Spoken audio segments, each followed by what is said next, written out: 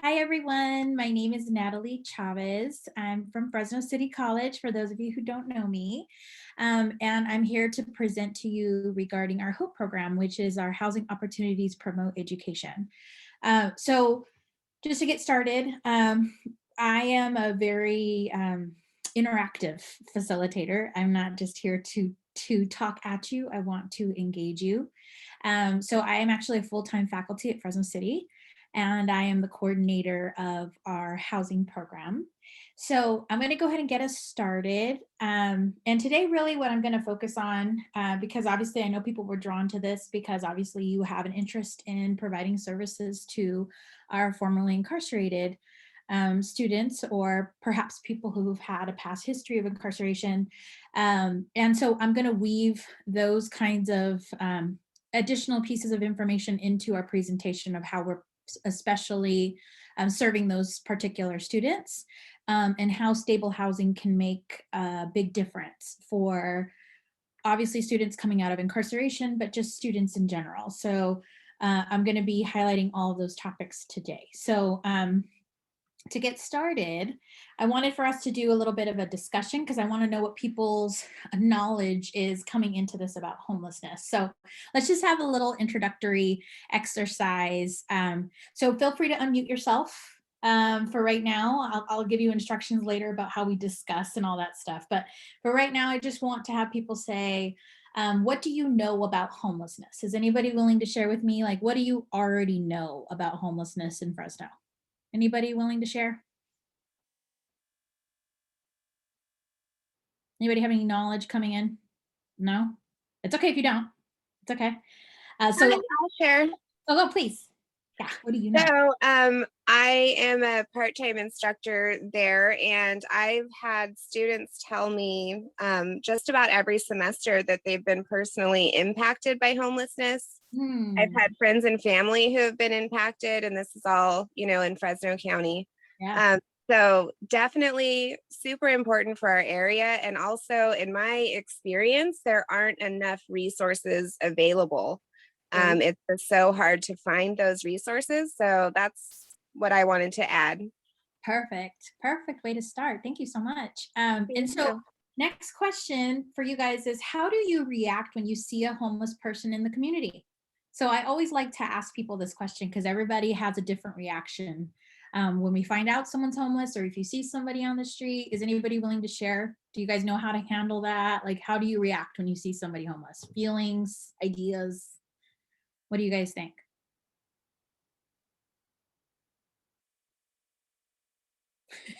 I got a bunch of talkers. I could tell. It's okay. It's okay if you don't. I just wanted to give people a chance to get us started. So nobody. Yeah, go for it. So yeah, when I see somebody on the street, because working with that population, Right. You understand a little bit more about them and stuff. And so, I say hi, and some of them have some mental health issues, and you just have to kind of let them say what they're going to say, and okay, hi, and I just be kind to them, just like I would want them to be kind to me. So that's what I do. Yeah. Yeah. Well, thanks. And so, Pamela, I'm so glad to see you. You're one of my former students. You too. So yeah, so I pose that question because I wanted to start us out in the conversation that homelessness has a lot of different faces in this community, right? So we have the idea of what homelessness is with people that are on the street of homelessness, right? So that would be actually the classic definition of homelessness. That's where we're going to start. So when I began this work, this is not lifelong work for me, just so you guys know. It's been very intense over the past year that I've gained the knowledge that I've gained for homelessness. But the truth of the matter is my expertise comes from child welfare and formerly incarcerated students, specifically juvenile justice though. So I've worked primarily with minors, but I came into the homeless world because I have so many students that were coming out of incarceration or that were coming out of the child welfare system who just couldn't find stability. So it kept coming up for me.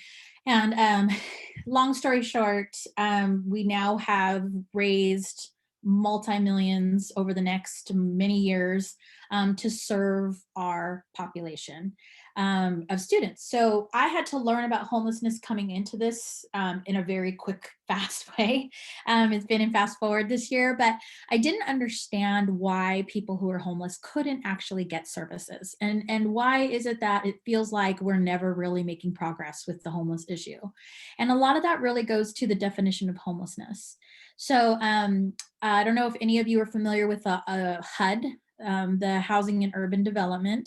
You hear HUD a lot in the homeless world, and it really is a federal office that dictates much of what happens with regards to funding and resources and how we support homeless people in this country. And so there's a HUD definition of homelessness, which means a person must be sleeping outside and have nowhere to go, literally. In order for you to satisfy the HUD definition of homelessness, you literally have to be with no friend you can sleep on their couch, you're not sleeping in your car. That would not actually qualify as homelessness in a lot of cases. So the HUD definition of homelessness is very rigid of how they define homelessness. So for the majority of our students, what we're finding in our student population, which we'll talk more in depth about next time or later on, is that we have students that are mostly unstably housed. So unstably housed doesn't actually allow a student to qualify for those homeless services with emergency shelters and a lot of those programs that are in the community, because of the fact that those are funded through HUD. And because they don't satisfy the HUD definition, it minimizes the people that can actually access those services. So for a lot of our student population, we have people who are doubled up or living with multiple families in one residence, or they're living in substandard living conditions. So they may be living in a space that was not meant to be inhabited. That could be a garage, they could be renting, I have students in so many different situations. But that doesn't satisfy the definition of homelessness. So that limits very much about what services a person can offer, but specifically for our student population, we don't really have as many students as you would think that satisfy that HUD definition of homelessness. So we had to be flexible with our mission. And so as we went forward with our housing program and developing it, we had to really look at our mission is to provide housing to alleviate barriers for homeless students to impeding academic success. It sounds fancy, but really we're a temporary support program. And the goal for us is to provide stable housing to a student with the idea that that student can then focus on their academics and progress in their education. So that's the mission of the HOPE program ultimately, but we have many different ways that we do that work. So I'm going to explain a little bit more about how that looks. So some of the factors that can lead to homelessness or housing insecurity, some of these might be common sense, but these are the things that we're seeing most often from students. So poverty, clearly, so there could be generational poverty coming from their family, but we have many students right now, especially after COVID, unemployment, underemployment, struggling with disabilities of some sort, a lot of family instability issues, domestic violence type situations, undiagnosed mental health issues, and then substance use disorder. So substance abuse problems, all of these types of challenges or personal challenges can impact somebody's ability to have stable housing, whether financially or just emotionally, in order for them to be able to provide those most basics and necessities for themselves.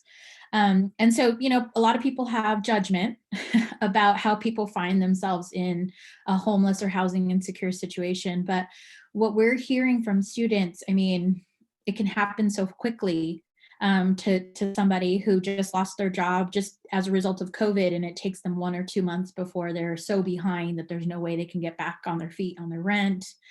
We have all kinds of situations that we're finding students in. So I think people have an idea of why people are homeless or housing insecure, but what we're seeing on the campus is there's a lot of contributing factors that are creating the homeless or the housing insecure situation.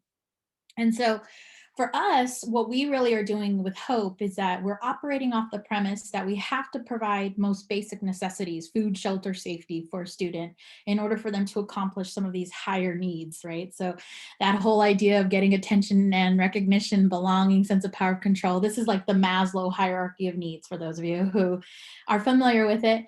But the whole idea of us providing housing first, we don't look at people's GPAs. We're considered emergency assistants. And so, I mean, we have a fair majority of our students who might not even be performing at the level that people would be expecting them to for traditional financial aid. But our program can support all students, which is amazing. As long as they're our student and they're enrolled in school, we can find a way to serve them. So it's a cross-sector partnership, and you don't really need to remember this, but we contract partners who are experts in their own field to come and work alongside us in the college in order for them to provide the supportive services. So West Care is our substance abuse treatment provider. Fresno EOC is our emergency shelter and housing navigation provider. And then obviously we are here as a college providing the educational and career preparatory kind of training.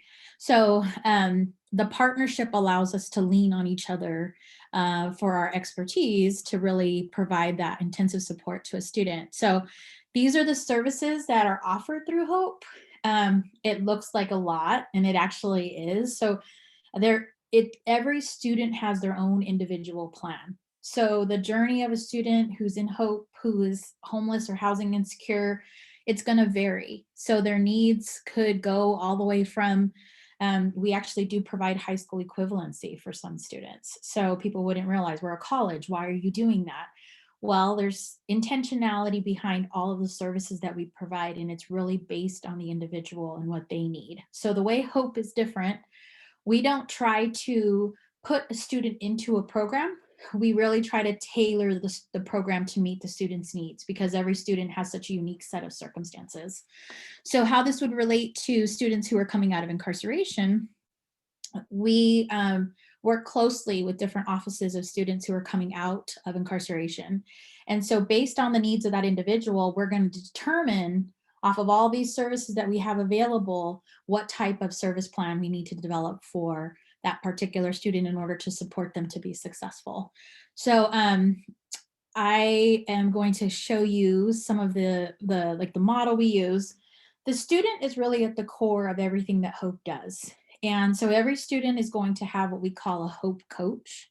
So a Hope coach is really a person who's an academic counselor, but their responsibility is to basically be kind of like the glue that puts all of the educational resources together. So what we were finding is that students could be a part of multiple offices and have multiple sets of needs. So maybe we have a student with a disability who's a part of DSPS and they need supportive services or accommodations, but they're also in EOPS because they meet the criteria for an EOPS program, or perhaps they have children and they're in care, or they're receiving CalWORKs, like the list could go on. I mean, we were seeing students who might be involved in 6 different programs at one time, but none of the programs were working together collaboratively. So what the Hope coach does immediately from the moment the student comes in, and we determine how can we best be maximizing these resources for the student to help move them forward in their path towards completing their education. So every student's going to get a Hope coach. They also, if they're receiving emergency shelter services or housing support funding, they have a housing navigator who's in charge of that housing service plan. And then depending on the student, they might also have some substance abuse challenges, and they could also have a substance abuse treatment team of an alcohol and drug counselor through West Care. So collectively as a team, we work together for students to bring those services into one cohesive plan. So we know exactly how educationally we're moving them forward. How does the housing support that plan? And then also the treatment piece, if somebody's also receiving treatment, we're constantly kind of, hey, we need to rally some support around this student. They need XYZ thing. And then the team keeps moving forward. So that's the model that we actually use. And so just to kind of bring you into how we work with formerly incarcerated students most closely, is that we really try to provide substance abuse treatment to the general community. So that's how we got involved in it in the first place. We secured a grant through the Substance Abuse Mental Health Service Administration, and it's actually a behavioral health grant, and that's what started the homeless work at Fresno City. So that was awarded last year, and that grant allows me to provide treatment to a minimum of 50 students per year. Any citizen or resident in Fresno that's 16 or over is eligible for those services. And so we can provide inpatient treatment, recovery support, and then group counseling. So all of that's kind of listed there. But these are some of the unique populations that we serve. So one of the first pools of population that we actually had referrals from was from the prison system, but specifically from the public defender's office. So the social workers from the public defender's office reached out to my team and basically said, they knew me from my child welfare days, and they said, hey, 85% of the work that we do with people who are facing charges through the public defender's office is to find them treatment programs. And so how can Fresno City College be working alongside us to help provide that treatment, and how can we get them on that path towards employment and education and those kinds of things? And so we started coordinating these releases from prison to treatment. And it's really complex work, because we'll know when an individual is actually going to be released from whatever facility, wherever they're coming from.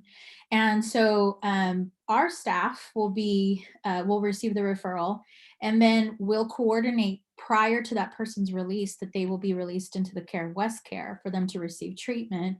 And then once they're in treatment, then we enroll them into Fresno City College. So it's a whole maze that we kind of work through, but we found that in order for us to support specifically formerly incarcerated students and students who wouldn't traditionally be looked at as a population that's recruited into the college, we really had to go that extra mile to support that student to get them into the college environment. And once they have the supportive treatment services, if that's what's necessary, we walk them through the path of how they get enrolled. Some of them need their high school equivalency. It just depends on the individual.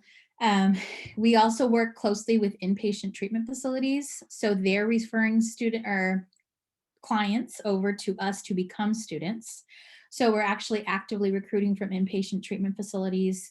We also receive quite a few referrals from homeless shelters. So these individuals are homeless individuals who are residing in shelters that are struggling with substance use disorder, and they're going into treatment with West Care, and then we're enrolling them into college. So it's a very reverse kind of model.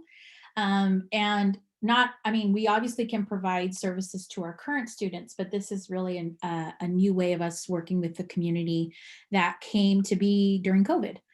Because the need was there. And so we also have quite a few biological parents that are trying to reunite with their children in child welfare, and they may have lost their custody of their children due to neglect. And some of that neglect is due to substance abuse issues. So our program is able to serve all these individuals. And I give you these examples because if you want somebody to participate in HOPE, this could be an on-ramp for them to get into our program. So if you know anybody who's over the age of 16 and might need substance abuse treatment and has considered college, but they're not sure, we're the right program for them.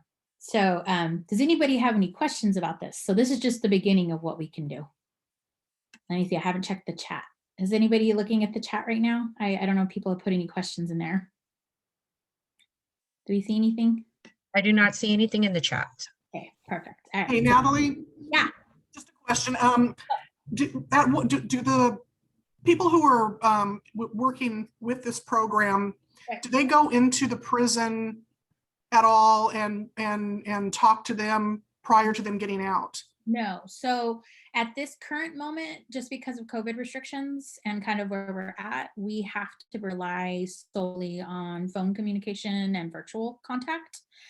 So prior to somebody's release, they can still contact us. So their social worker will provide them our contact information. And so we'll be in communication with the person prior to the release via phone.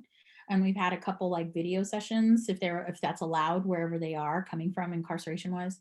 But because of safety constraints, we aren't able to do that. In the future, it's possible, but we're still not at that place yet. The reason why I was asking is because I know that working with them also, Yeah. the one of the issues is as soon as they get out of prison, the first thing they want to do is get a job. And that's been a lot of them. I mean, there are still some that want to you know, have education and things like that. But Right. a lot of them, their first goal is I just want to get a job, and they don't want to take the time. But if somebody were to be able to give them more of the benefits and talk them through it, I think we would get more people wanting to get educational training. So And I think the key here is there's two things happening is that I think I think you're correct that there is quite a bit of work that needs to be done to do outreach to the prisons and facilities to bring them into college on that recruitment side.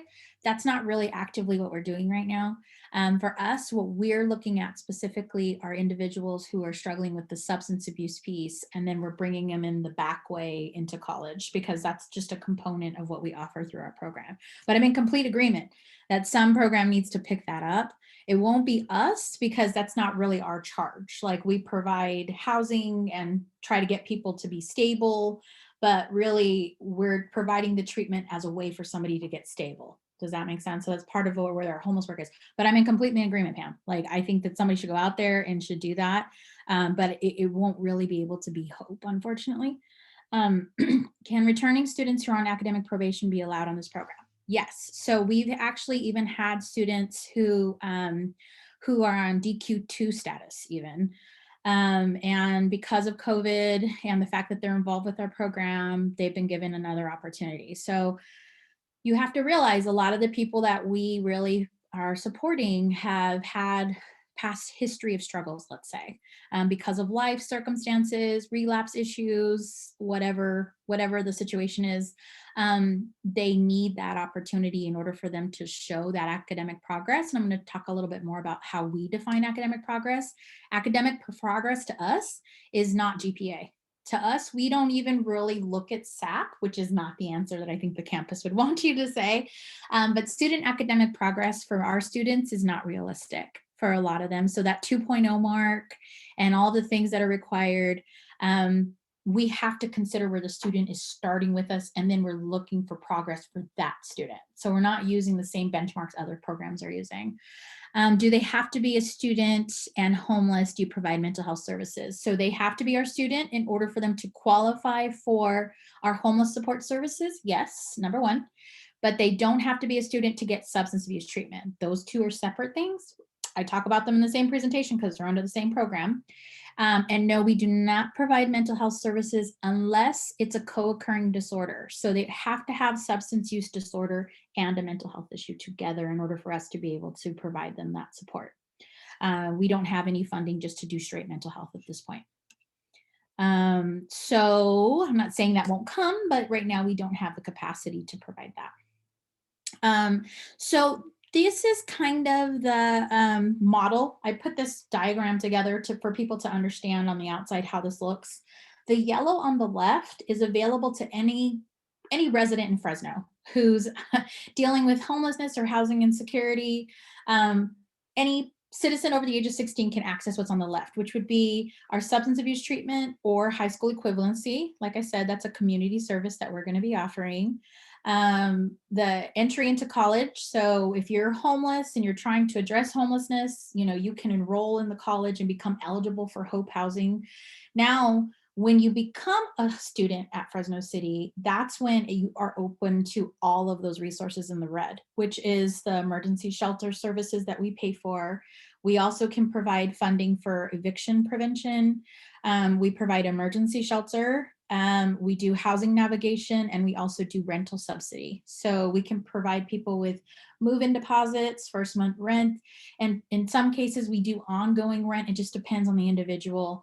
And we have requirements in order for somebody to participate in those programs. So people always ask me, what are the requirements? And I always say, they have to maintain enrollment and it has to fit the needs of that student. So we create a housing service plan for them every time somebody comes in. So everybody's situation is different. So I try to stay away from giving any timeframes because there's so many different circumstances. But they'll get the housing assistance. They also receive ongoing case management, which will help them, with regards to some of the other things that our program is looking at is increasing their income, increasing their employment, and trying to get them the housing stability. And then their outcomes is we want to see them obviously increase their education, their professional training, their employability, and their housing stability. And our program is going to be looking at people 6 months after completion of HOPE. We're saying that they're going to be able to be stable in their housing. So I see a question in the chat. Let me see who this is and what they're saying here. What about students with children? Is the program able to help them with housing suitability for them and their kids? Yes. So we get quite a few parents. So what you're asking about really is more about funding eligibility. So students are given funding based on their unmet need. I won't teach you financial aid right now, because you don't need to know all of that. But basically, when somebody's enrolled at the college, there's a cost of attendance of how much it actually costs them to be enrolled in 12 units at Fresno City, let's say. And so they award financial aid based off of somebody's income, because we go off your tax records. And if you're a dependent, or if you're in independent status, which is like a homeless student, a foster student, or a student that with deceased parents or whatever, they will go off of no income. So you would qualify for the maximum amount of aid. And so we award people based off of those criteria. So we meet the financial need of that student. So as we disperse financial aid, all you got to remember is that's meeting the need of a student. So we're constantly subtracting, like when we give out your Pell Grant, when we give out your Cal Grant, when we give out all these different little grants to you, we've met your educational need and we've paid for you to be able to come to school. Whatever's left over is called unmet need. So as a program, we look at students' unmet need, whatever's left that hasn't been met by the college. You still have this certain amount of need because you're coming to school, you need to pay for shelter, and you need to pay for your living costs to go to school and all this kind of stuff. So we have to take into consideration how much funding is available. So if we have a person with a family and they have children, because they have dependents, they would qualify for more financial aid, because obviously off their tax records, they would have more available to them because they have financial dependents. So for me to say, yes, we can provide adequate housing for this student because they have kids, that kind of thing, it doesn't work that way. We can, but I have to look at the student and see how much financial stuff is available. So for some students, they may have $6,000. For some students, they may have $1,000. And so I can't give you a hard and fast number. We're never going to say, no, we can't serve you because you have kids. Like, we really are obviously going to keep families together, but I can't promise somebody a 3-bedroom, apartment, because to find a 3-bedroom apartment that's, number one, affordable, that they can sustain, and number two, that landlords will work with them on, these are all extra layers. So if I seem like I'm being evasive, I'm not trying to be. I'm just trying to explain how complicated the process can get when we're trying to look at eligibility and how that looks. So what about financial aid probation? Okay. So I'm going to kind of ask Angelina to qualify. So when you say financial aid probation, are you talking about academic probation? Why are they on probation from financial aid? What are you talking about? Can you unmute yourself and clarify? Because usually people are on probation you don't get on financial aid probation, you get on academic probation, and then you lose your financial aid because of your academic status. So exactly. That's exactly what I was talking about. So I'm on. Yeah. Go ahead. No. So they can't. Oh, I don't know why I did that. Sorry. So they can still receive aid through us. That's the benefit of being an emergency assistance program. We don't look at SAP. So majority of our students are on probation or have challenges because of the chaotic nature of the homelessness. And so we don't use that as a factor. So if you're on an academic hold, if you're on a business hold from the financial aid office, we can't do anything about that. Like, you have to pay that financial aid back. That meant that something happened with you, that you took financial aid that you didn't earn. And so we can't help you in that case until you pay back the college. And we've been in that situation, unfortunately.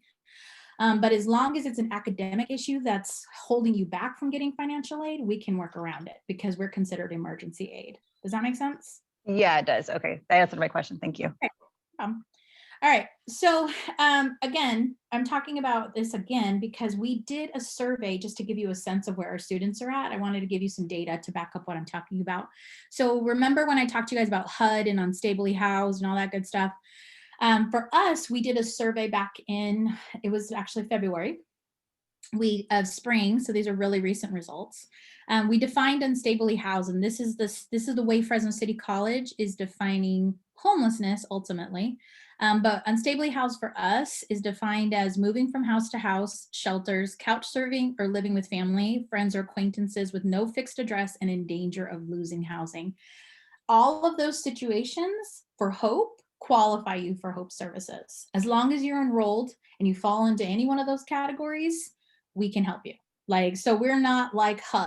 That's the beauty of our program, is that we don't look at the same, we don't have that same high level of evidence that we require from people to give them services. So we conducted this survey to 21,000 students. We got 1,936 responses back. 29 reported they were homeless according to the HUD definition, which I find fascinating, and 327 reported being unstably housed. So obviously from this data, it's a very limited sample of respondents, but I think it's very telling that the majority of our students are not identifying as homeless. They're identifying as unstably housed. So I think that really exemplifies why a lot of our students aren't able to access services, because they don't fall into the criteria that would allow them to walk into some of these shelters or some of these other homeless service programs. So therefore they can't really break out of that cycle of being unstable. They just are constantly moving from place to place and they can never really get on their feet. So the intention behind our program is to really help students. First of all, if we can help them stay stable, we're going to try to prevent eviction. So right now we're seeing quite a few students that are behind in the rent because obviously with COVID and all that kind of stuff, they just got behind. They lost their job or something like that. I mean, we have students that are more than $10,000 behind, to be honest with you, because they just haven't been able to pay, and the moratorium on evictions is still in place. And so they really are feeling that pressure because they're trying to get help from the city, help from the county. There's actually $70 million in this community to help people with past due rent and utilities between the county and the city. And they're not able to help everybody. That's how far gone this problem is. So if we can see that we can prevent eviction for a student, we're going to try to do that for them. But in a lot of cases, we can't. So we try to provide them emergency shelter. So emergency shelter can come in the form of motels. We don't like to do that for long periods of time, but whatever we need to do, we're trying to get them into a temporary shelter while we locate them affordable housing. And that's what our housing navigators are responsible for. So we're really finding that students really need a lot of support and assistance in order for them to find that housing that a landlord will take a chance on them. Because like I said, and especially if you're coming out of incarceration, we're not looking at a credit history for a lot of these individuals, right? They don't have a rental history that's established. And a lot of apartment complexes will not rent to you because you do have a criminal history, unfortunately. And so, our housing navigators actually negotiate all of those things with the different landlords and try to find people that will work with the college. And then the college then comes in with the funding to help support that student.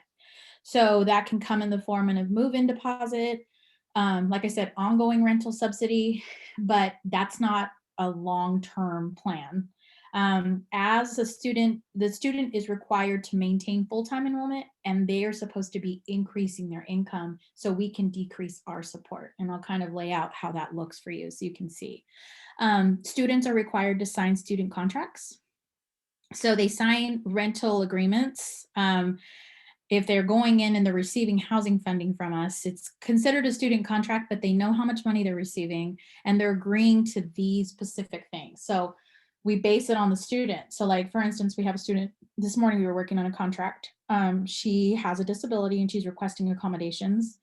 And so one of the things that we put into her contract specifically was, we need you to maintain contact with your DSPS counselor, right? So that's like one of the things that we have in her unique academic plan, because we're working closely with DSPS to support the student. So that won't be available, that won't be for everybody, but for this particular student that applies, right? So every time we write a student contract, we tailor those needs to that student. And then that student is agreeing, I will do these things. And we could be supporting them for a certain period of time while they're getting on their feet. So that's kind of how that looks. So we do an intake, and the housing plan is at the core. My HOPE coaches, remember they're academic counselors, are then looking at all of these factors. So we're looking at how many units have they completed, what's their past academic performance, how like consider housing and treatment barriers. So we're looking at their do they have any student educational plan type stuff that we need to look at? What's their major? And does it align with what kind of career they're telling us they want? And then how much longer do they need to complete their ed goal? So all of these questions are in our mind as we're developing this housing plan, because the housing and the education has to go together. So what makes our program different is this is not just about giving people funding. What we found is that it has to be the support, and it has to be individuals that are following up and supporting these students. So I like to give this example. This semester, we learned a lot because we had a gentleman who was 75, coming out of incarceration and attending school for the very first time. And he'd actually been incarcerated for 45 years. So he enrolled full-time in spring this semester, and he'd never even used email before. He'd never even been in any kind of college environment prior to this. So when he went into incarceration, computers weren't even a thing, and we're totally online. We're in an online environment. So this gentleman came out of incarceration, he went directly into treatment, and he was living in a halfway house. And my staff was working with him on a daily basis just to try to figure out, like, how do I log in? What do I do? How do I, and so it's like a lot of support and just constant following up, like, hey, how'd it go with that professor? Hey, how'd it go with that? And what we're finding is that personal interaction is what's making the difference. So it's not just about, I could just easily say on paper, yeah, I gave this gentleman this much money for him to go and get his own apartment. But what he really needed was somebody to finally to check in with him and say, hey, we made an appointment with you at the library for you to go get some time so he could go get some tutoring in order for him to help him with his English class, right? So it's like the human contact is such a critical part of our program. And that's really what we're all about, is how do we provide you sufficient services? So I'm showing this in this presentation and I'm being really gutsy, but I don't usually show this to the public. So you guys are seeing this before other people. We are in the process of master leasing these properties because what we found in our program is that the majority of the housing in Fresno, first of all, is not affordable, number one. Secondly, is not available. So even if we do have students who come into our program, our housing navigators just weren't finding sufficient housing for people. And so we had to take it upon ourselves to figure out where are we going to put these people and how we're going to give them a sufficient place to live, to transition. So right now we have 20 studios that are available at Crossroads Village, which is on Dakota and Blackstone. It's right next to the old Smugglers. And we have those full right now. Those are actually occupied by students. So we paid their deposit, we paid their rent, and they're living there now. And Crossroads works with us. It's another one of those partnerships where they recognize that some of our students aren't going to have sufficient income. They aren't going to have the credit history they need. They aren't going to have the rental history they need. But this transitional living will give them a year's worth of positive credit history, rental history, while they're finishing school, so they can take their next step in the world. So that's Crossroads is available now. Hacienda, we're actually securing the master lease right now. It's in final stages, and we're going to be giving keys to students the last week of April. That'll be 24 studio apartments, and that's located on Clinton and Blackstone. And again, we're master leasing those in partnership with EOC. So we don't go through a traditional landlord. EOC holds the master lease, so we will always be able to put students in those studios. So it's a totally different way of doing business. We don't have to rely on landlords to do that. There's 50 studios that are going to come available. So the Sands Motel is on McKinley and Golden State, and that's being converted into studio apartments as well. And so that's going to be available in January of 2022. So between all of those units, we're going to have almost 100 units available. That will be for students with no proof of income, poor credit, or no rental history, and those will be controlled by the campus. And then in addition, we also will be having our own emergency shelter with 20 beds, and that's going to become available October 2021. So the EOC sanctuary is being transitioned into a shelter for our students. So the point of me showing you this is, as an institution, we've had to take it upon ourselves to make these housing opportunities available to students, because unfortunately these opportunities don't exist in the community. So we're still in the building phases, but the plan is that we can continue to increase the amount of availability of these units. And again, these are not long-term housing solutions. These are meant to be transitional housing solutions to provide stability while students are enrolled in school. So does anybody have any questions about the housing? No? Okay. So there's steps. I'm not going to take you through this slowly. I'm going to take you quickly. But we have a whole process. It's like a scaffolding effect of how we take somebody through the intake process all the way to the outcome. So all of these steps are people. Basically, the way I see it is there's people involved, and it's that person's full-time responsibility to do this thing. So we have case managers who are doing the intake for people. So because of that survey and then all of the other referrals that we've received, we're working through a 300 plus person waiting list at the current moment. Not to discourage anybody from referring, but I'm just saying there's a huge amount of need. So every day we're just getting flooded with referrals, and we haven't done any marketing yet. We haven't even put anything out there publicly. So it's pretty amazing how quickly things are growing. But we have a person who's just strictly responsible for developing the housing plans. At that point, then our Hope coach comes in and aligns the educational services. Our housing navigator will then step in and determine what's the next step and how we get them connected to their housing. Then at that point, we determine where does the funding come from? What are we providing them money-wise? And then they go into ongoing case management, which is like income and employment assistance. And the minimum amount of time somebody can be involved in this is 6 months, maximum 12. So if you have any idea about, if you have any questions about that, we are not meant to be a temporary program. We're meant to follow and support students over a period of time because we want to see that academic progress from someone. And so at the end of this whole thing, what we're saying, it's pretty aggressive, is that a student will have housing stability 6 months after program completion.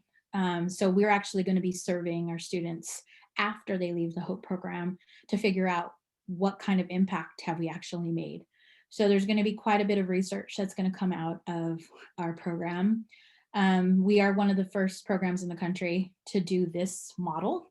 So this model doesn't exist anywhere else. We're the only ones doing this model, but there are 13 campuses in California that are part of the pilot program, but we're the only ones in California doing this, and we're the only ones in the country doing what we're doing with substance abuse treatment. So it's very experimental. We don't know all the answers, and I'm always open to suggestions. So please, if you ever feel that you need to tell me something or make suggestions or give me ideas, I'm always open because we're learning as we go. There's a challenge every day. So these are our educational outcomes and also our housing outcomes.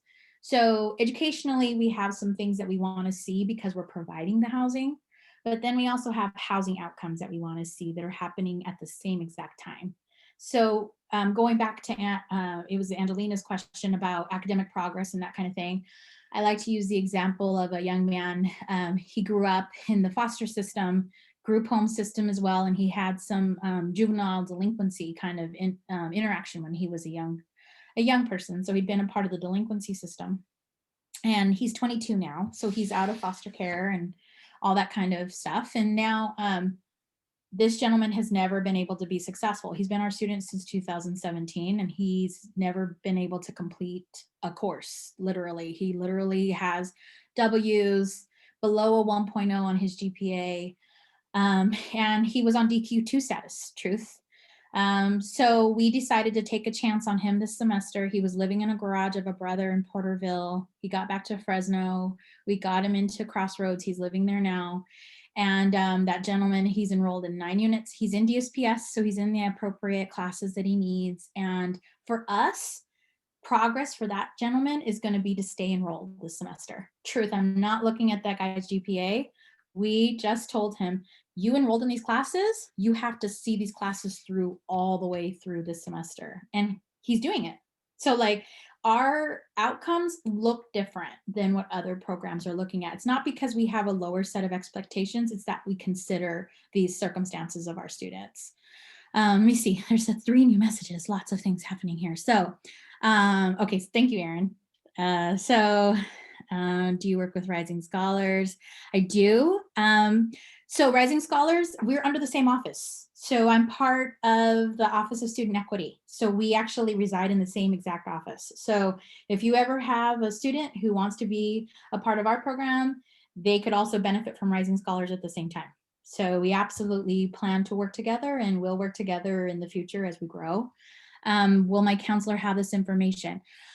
More than likely not, because again, I haven't promoted this information to the public. So the counseling staff is aware of this service and what we do, but I have told them unless somebody is in emergency status at this point, because we have such a big waiting list, we're prioritizing those students who are actively homeless, and we have a huge amount of those students. So we're serving those students first because we have so many students that are literally living in their cars, sleeping outside. So we are prioritizing those students. And then we're moving through our list. So never hesitate to refer. I just can't make promises as to how quickly we can get to you because we're hiring staff as quickly as we can. The need is so intense. I can't describe to you kind of how many people actually need the help. So again, going back to like our outcomes, staying enrolled, that's what I'm looking for with this young man. You know, for some, we might look at increased GPA. That might be a situation for some students. We've had a student, I had a student this semester, she was a nursing student living in her car with her child with above a 3.0. How she was doing that, I have absolutely no idea.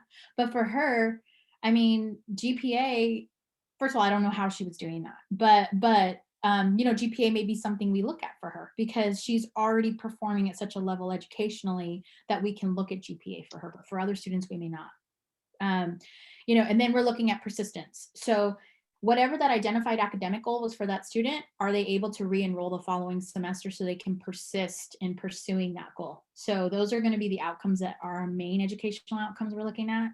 And then for housing, we're looking at how can somebody increase their income and employment from all sources. So going back to Pamela's question about employment, we get it all the time about, I need a job, I need to get some more income. So that's where our case management comes in, is that we really need for people to be able to increase that income, because ultimately for them to be self-sufficient, I can't support them forever. So we need them to start to contribute to their rent. So when I say rental subsidy, we have a system where they are increasing their income and we're supporting them to increase that income, and then we're decreasing the amount of rental subsidy that we're giving as their increase of income is happening. So it's like our rental subsidy is going down and we're helping them increase their income. So eventually the plan is that they can be stably housed, not just short-term, but long-term. And 80% of our students we're saying will be stably housed 6 months after program exit. So again, really aggressive, but we're optimistic. So that's kind of where we're starting. So does anybody have any questions about my outcomes? We got a little bit of time. So let me see. Hold on. I'm going to go back to you guys because I minimized all your faces and I can't see anybody. So is there anybody on here that thinks that they might have a student that is currently homeless or perhaps might be homeless, and you want to refer them and you want to kind of spitball ideas? Do you have any questions? I have some time for that. So do you guys want to throw any situations that you've seen or questions about that? How can I help? Anybody? Natalie, I do. I have a student that just came by my, came to my attention. He is formerly, recently released from JJC, from the juvenile justice system. Okay. He was living with his father, who is now having to leave and go into a drug rehab program. Mm-hmm. This young man is also former foster care, Yeah. and he's going to be homeless at the end of the month. He is enrolled for summer and will be enrolled for fall. So And Renee, how so- old is this young person? Remind me, how old was this young person that you said? Say again? How old is this young person? 18. Perfect. Okay. So the reason why I asked that is I have spots available at the new hacienda for 18 to 24-year-olds. There's a couple spots that if you give me that gentleman's name after this email, if after this presentation, if you email me the name, I'll forward it to my team and perhaps we can give him those keys and get him into hacienda. Outstanding. Thank you very much, Just Natalie. email me and we'll see how I can help. Okay. Okay, thank you. And so I got a name in the chat from Pamela. So if we have someone, who do we contact? For now, what I'd like you guys to do, especially because this presentation happened just now, I'd like for you all to email me directly. If you put your referrals in the referral system that we have currently, it would get a little lost with all of the referrals that we're getting. But because you're in this presentation and all you got to do, I'm Natalie Chavez, Natalie.Chavez at Fresno City College. All you got to do is email me and let me know that you were in the symposium presentation and let me know your situation and I'll do anything I can to help your students because obviously you have a commitment to our students coming to a presentation like this and I will do anything I can to help. Rarely have I ever seen us not be able to help someone. There's got to be something we can do. We'll figure out one more thing. So I'm going to put my name in the chat. I'm going to put my email in the chat because people are asking for it. So it's Natalie.Chavez at Fresno City college.edu. Okay, and then just like I said, just remind me that you saw my presentation, you have a student, and I will make good on my promise to you.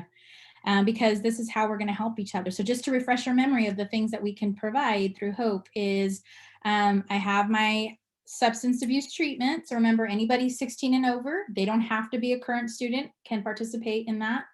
And then if you have anybody who's got housing issues and they're currently our students, so remember housing is only for students, but if you have somebody, you can send them over to me and we'll figure it out. We'll find a way to help this individual. And then obviously we have that academic support piece. So again, you know, there's my email and I want to encourage you all to refer any students you come across. I will do what I can.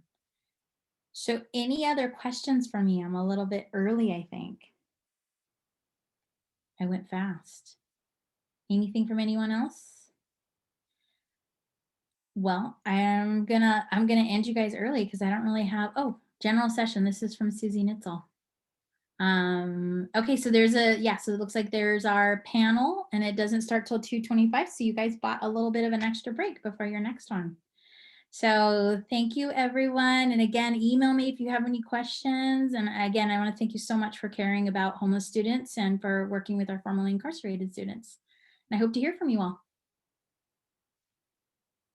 Thanks, everyone.